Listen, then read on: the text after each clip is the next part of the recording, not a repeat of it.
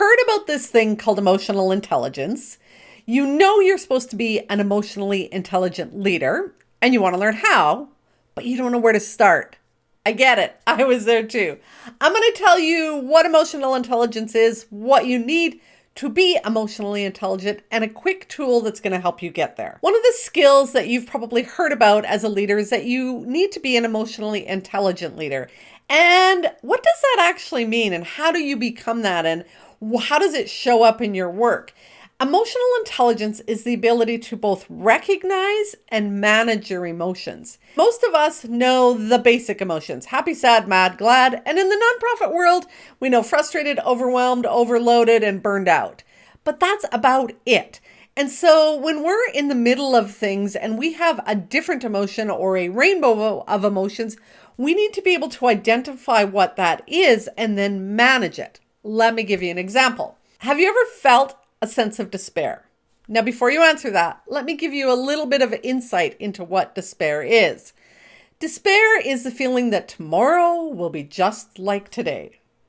Oh, how many times have we felt that in this nonprofit sector? Same thing tomorrow, go round and round. What are you doing today? Meeting after meeting after, dealing with this fire, putting out this crisis, understaffed, trying to do more with less. It's the same old every day. And sometimes we can get that sense of despair. Now, despair is kind of the opposite of hope. And hope is when you believe that tomorrow will be better than today, but also that you have some plans of how to make that better than today, and a sense that you believe, a sense of agency, confidence that you can make that happen. Now, that's way different than a sense of despair where you're like, nothing's going to change. My employees are never going to change. The sector's never going to change. This organization's never going to change. I'm just here for the ride. And when you can slow down and get a sense of that's a way different feeling, it also gives you information about what to do. So despair tells you, I better think about how to make tomorrow better than today. And again, despair is different than a sense of overwhelm. Overwhelm, if you slow down and think about it, is probably telling you, maybe I need to prioritize my time better. Maybe I need to delegate some tasks. Maybe I need some time off so that I don't end up in burnout. And so we have to get clear on what those are. In the same way, we have to get clear when we're in a meeting with someone and perhaps we feel angry, but what is that anger? For me, sometimes that anger was actually embarrassment because one of my employees did something that I was like, oh my God, I can't believe you just did that in front of the funder. And it was that sense of embarrassment that brought my anger out. And again, those tell us different things.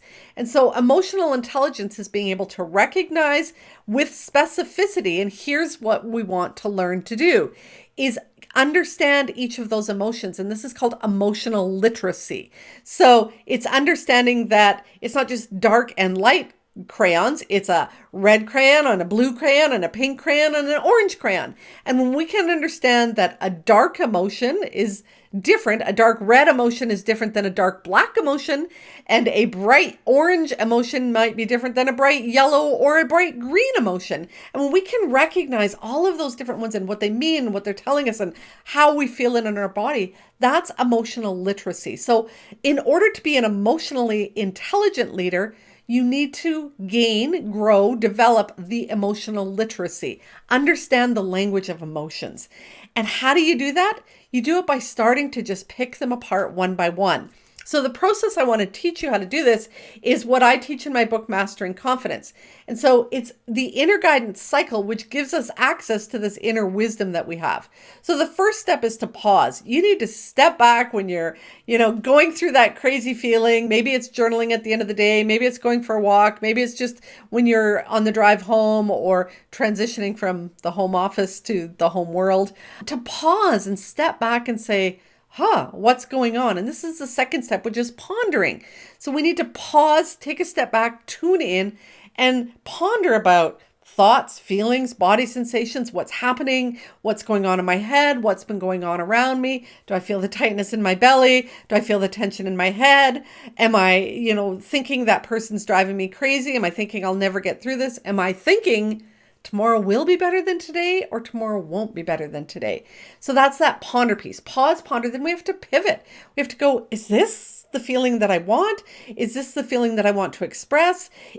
Is there a way that I need to manage emotional intelligence? Recognize and manage those emotions. If that sense of despair or that anger, or that frustration or that overwhelm is getting out of control and you're saying things and being, short with people around you, or you're, shutting down because you've had enough of everybody, you need to slow down and manage that emotion. So recognize, manage.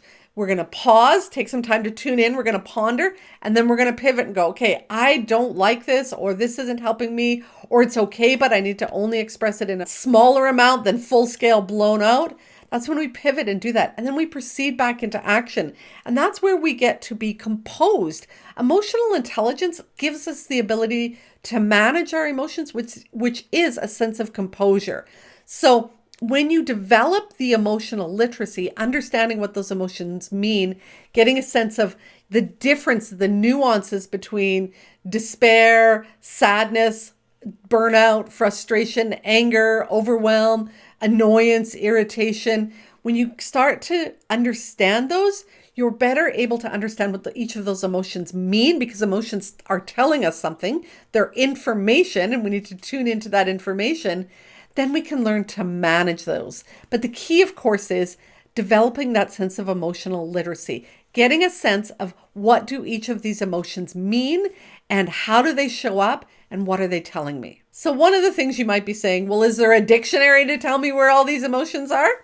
Well, it's not a dictionary, but Brené Brown's newest book, Atlas of the Heart, really breaks down each of the emotions. It's a good way to start to understand what each of them means, and it gives us that sense of what's going on. Another book you may be interested in reading is Permission to Feel by Mark Brackett. In it, he gives us this fabulous, if I can open it up, mood meter. And let's see if we can distinguish between, am I nervous? Am I angry? Am I frightened? Am I furious? Am I frustrated, stressed, panicked, enraged, repulsed? How about disappointed, morose, disgusted, miserable, lonely? Let me tell you, often as leaders, we feel that sense of loneliness or isolation. And actually, there's a word that Brené Brown uses that really sort of made me realize how often we feel overlooked or invisible. Like, have you ever felt like you said something and nobody even noticed what you said? That's a feeling of feeling invisible. And man, when you feel that, it can knock your socks off. Maybe you're feeling motivated, inspired, cheerful, focused, happy, satisfied, restful, blessed, comfortable. These are all different emotions. When we can learn to get a sense of really what the emotion is, that's what really gives us the ability to recognize it, manage it, have a sense of emotional intelligence, and maintain our composure.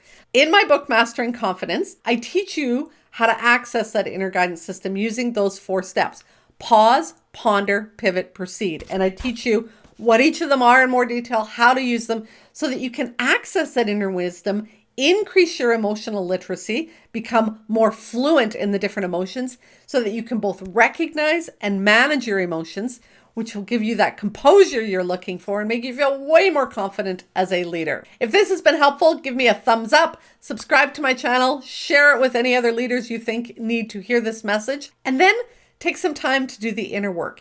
It's when you really dive in deep and understand what's going on inside here and here that you will ditch survival mode and move to thriving in both your leadership and life. Go make the rest of your day awesome, my dear.